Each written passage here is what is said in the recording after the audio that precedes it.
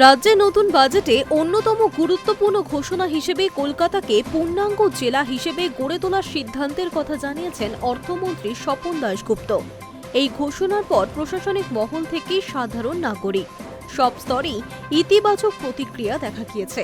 তবে বিশেষজ্ঞদের মতে এই সিদ্ধান্তের প্রকৃত সুফল পেতে হলে প্রয়োজন সুস্পষ্ট রূপরেখা এবং তার কার্যকর বাস্তবায়ন। বর্তমানে কলকাতাকে অনেক ক্ষেত্রেই জেলা হিসেবে গণ্য করা হলেও অন্যান্য জেলার মতো পূর্ণাঙ্গ প্রশাসনিক কাঠামো এখানে নেই। কলকাতা পৌরসভার প্রশাসনিক প্রধান হলেন পৌর কমিশনার, কিন্তু তার হাতে একজন জেলা শাসকের মতো নির্বাহী ম্যাজিস্ট্রেটের ক্ষমতা নেই।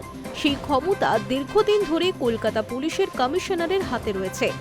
ব্রিটিশ আমল থেকে চলে আসা বিশেষ আইন অনুযায়ী কলকাতা পুলিশ দেশের অন্যান্য পুলিশ কমিশনারেটের তুলনায় আলাদা মর্যাদা এবং ক্ষমতা ভোগ করে। পূর্ণাঙ্গ জেলা ঘোষণার ফলে কলকাতায় একজন জেলা শাসক নিয়োগ করা হবে। তার নেতৃত্বে গড়ে উঠবে জেলা প্রশাসনের পূর্ণাঙ্গ পরিকাঠামো। প্রাক্তন মুখ্য সচিব রাজীব সিনহার মতে এতে প্রশাসনিক কাজের গতি যেমন বাড়বে, তেমনি নির্বাচনী ব্যবস্থাপনাও সহজ হবে। বর্তমানে কলকাতাকে একাধিক প্রশাসনিক ভাগে বিভক্ত করে ভোট পরিচালনা করতে হয়। জেলা শাসক থাকলে সেই দায়িত্ব একক প্রশাসনিক নেতৃত্বের অধীনে আসবে। বিশেষজ্ঞদের মতে এই পরিবর্তনের ফলে কলকাতা পুলিশের কমিশনারের কিছু প্রশাসনিক ক্ষমতা জেলা শাসকের হাতে চলে যেতে পারে।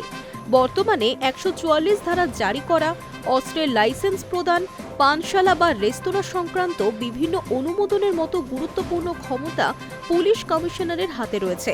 পূর্ণাঙ্গ জেলা গঠনের পর এই সমস্ত ক্ষমতার একটি বড় অংশ জেলা শাসকের অধীনে আসতে পারে। এছাড়া বিভিন্ন সরকারি প্রকল্পের উপভোক্তা নির্বাচন, সামাজিক সুরক্ষা প্রকল্পে সুবিধাভোগীদের তালিকা চূড়ান্ত করা কিংবা প্রশাসনিক শংসাপত্র সংক্রান্ত জটিলতা নিরসনের কাজও আরও সহজ হবে বলেই মনে করা হচ্ছে। বর্তমানে এই সমস্ত ক্ষেত্রে নাগরিকদের বিভিন্ন দপ্তরে ঘুরতে হয়।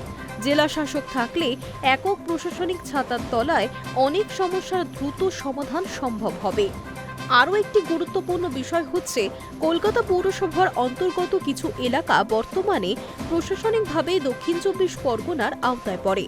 ফলে কর প্রদান, জমির খাজনা, ঠিকানা সংক্রান্ত নথি এবং বিভিন্ন সরকারি পরিষেবা গ্রহণে নাগরিকদের নানা জটিলতার মুখোমুখি হতে হয়। পূর্ণাঙ্গ জেলা গঠনের ফলে এই ধরনের দীর্ঘদিনের সমস্যারও সমাধান হতে পারে।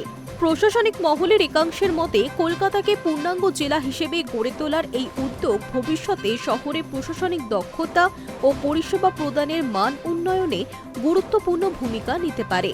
তবে সরকার ঠিক কী ধরনের প্রশাসনিক কাঠামো তৈরি করতে চলেছে তার বিস্তারিত রূপরেখা প্রকাশের দিকেই এখন নজর সকলের।